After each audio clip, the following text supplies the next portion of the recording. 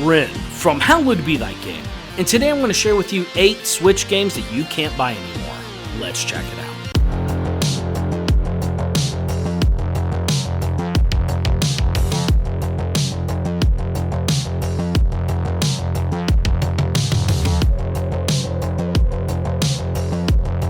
Welcome back to a special episode of Hallowed Be Thy Game, and before I get a bunch of angry comments, I do want to state all of these games have been currently delisted from the Nintendo eShop. Everybody on this channel should probably know I'm a huge proponent of physical gaming, so today's kind of like a cautionary tale that if a game has a physical copy or a digital copy, I'm going to in all ways try to pick up the physical copy, with few exceptions, because some of these are just outrageously priced and stuff physically. But yes, everything on today's list has been officially removed from the eShop. NIS America, who is a company that pops up on these lists way too much, it's almost a little sus how often NIS America underprints their copies and delists their games. Anyways, that's a topic for another day.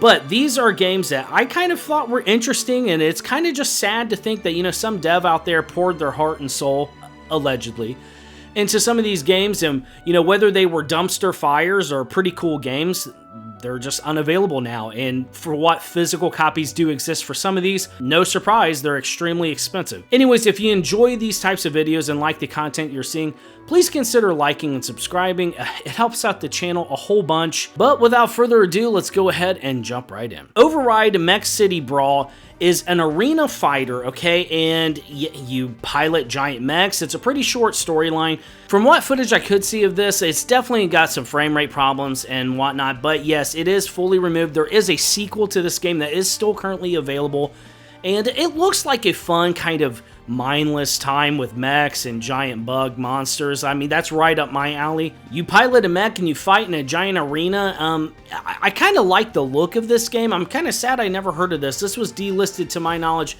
I believe last year. The only copies I see floating around for this are Japanese or foreign copies. I'm not even sure if they have English on the cart.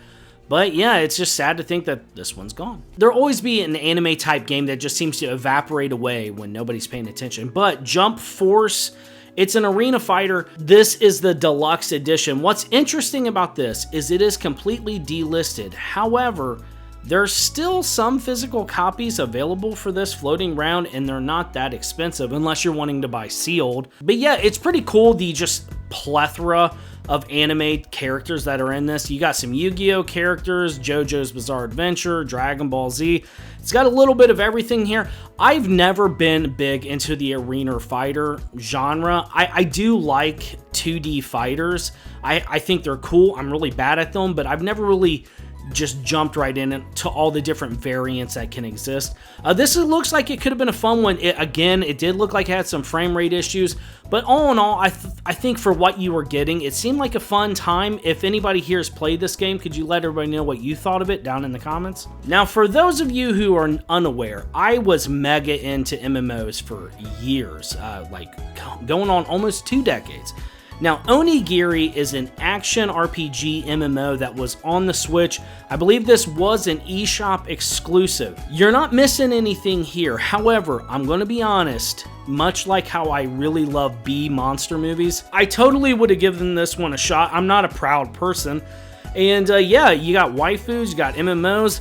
The UI and everything about this looked absolutely bonkers. You had almost like they just didn't even bother to update the UI for the console ports of this. Everything looks like it's a mouse and keyboard. It just looked like the game was fighting against you to be able to play it, which is pretty fascinating to me.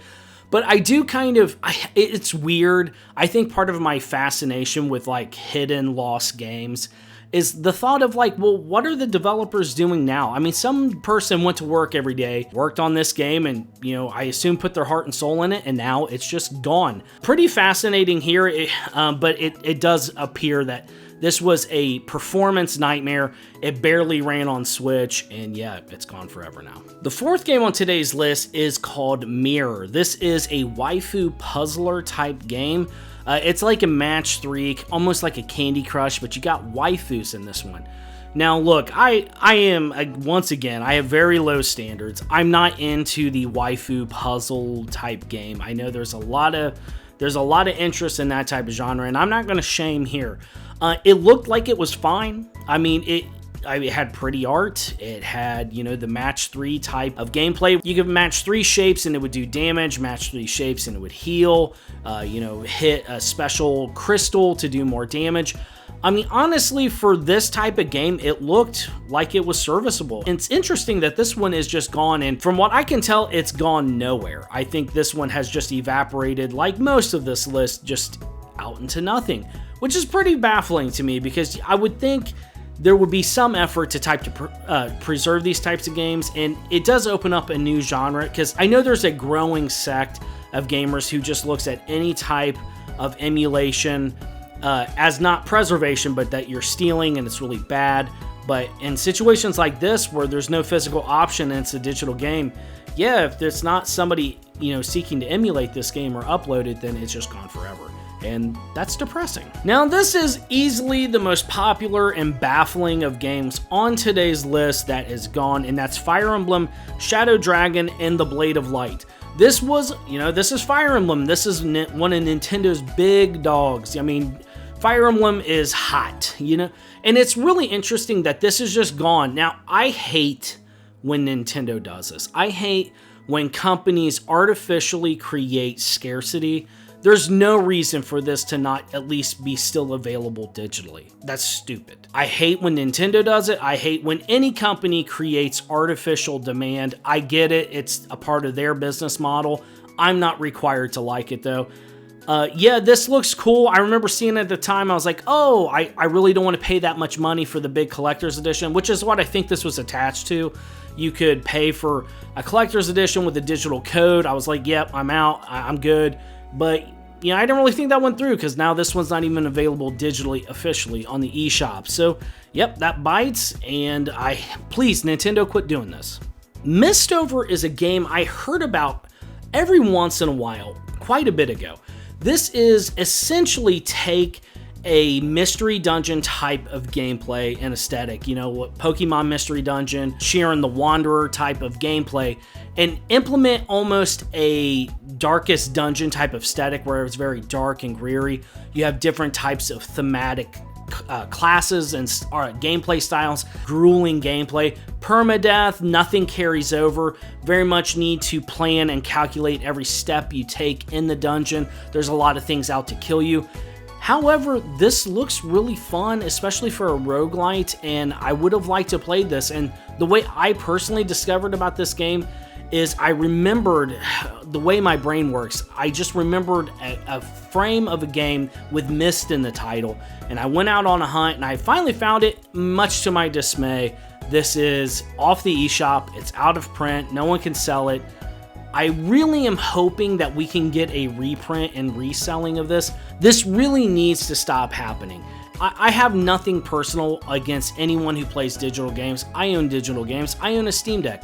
I love my Steam Deck. But let's not kid ourselves that the digital future is all sunshine and rainbows. There are some clear downsides to where only owning a digital license of game, and you know, not everybody knows to just back it up. I mean, let's think about the average consumer here, and it just really bites that this game kind of came and went without anybody noticing.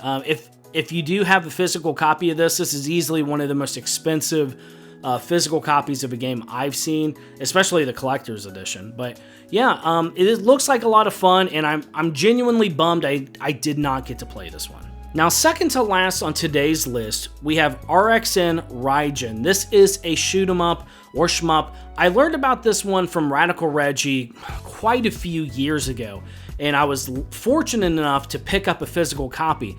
And this one has been delisted from the eShop. It's not being sold anywhere. I thought for sure there'd still be some Play Asias or something of this.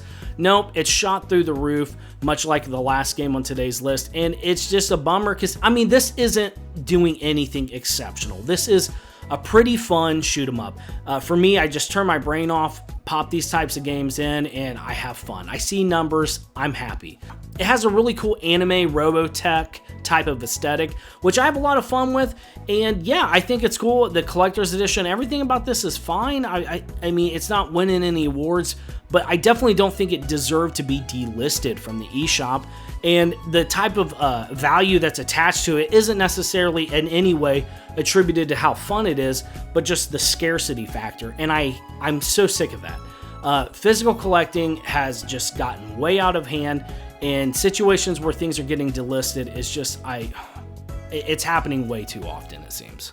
The Lost Child we talked about just last week with our most expensive and rare JRPGs on the Nintendo Switch. This unfortunately has been officially delisted. It did have a mega discount going on right before it went out. This is a first-person dungeon crawler, which are usually the more niche collectible in the genre. I'm currently playing this right now. I just hit chapter 2. I'm just getting my feet wet in it, and I do love the anime art style to this. The anime cutscenes are oddly fascinating and mesmerizing. This is a big bummer, and once again, NIS America strikes again. I don't know why this keeps happening for this company. And, I love Falcom games. I love a lot of the games that NIS America publishes. Yeah, I really don't like how a lot of these rare and expensive games keep coming back to NIS America. Once is a coincidence, but it is definitely a pattern that's forming, and I don't have to like it. I love the games they're putting out and attached to, but I'm getting to a point where I don't like the idea that if you don't buy a game from a company that just releases, going to be extremely expensive in just a couple weeks. In their defense, The Lost Child has been out for quite a bit. This wasn't in any massive demand until the announcement came out that it was being delisted. But if you follow any type of NIS America releases, and their JRPGs especially, this is not a new scenario that seems to be going on with limited runs of their games physically. But even digitally, this one's gone now. If for those of you who are interested in this one in particular, I know there are physical versions of this on the Vita, PS4, and Switch. And yeah, good luck if you're wanting to get this one. Hopefully you can find somebody who will work with you, because this one's getting a little ludicrous. And with that, those are 8 games that have been completely delisted from the Nintendo eShop. Were there any games on today's list that you already own? Let me know down in the comments, and hey, let me know what you thought of them. Whether you play games physically or you prefer to play them digitally, we all love games here, and there's pros and cons to both sides. And I really wish it wasn't that way. Maybe I'm just an old-fashioned gamer jonesing for the past, but I do miss the days where it wasn't as painful to buy games physically or digitally. Anyways, that's just my thoughts. Like this video if you liked it, and subscribe for more Nintendo Switch content. I want to thank the channel members and patrons, as always, for your continued support. Thank you so much. I wish you all the best, and I'll see you next time.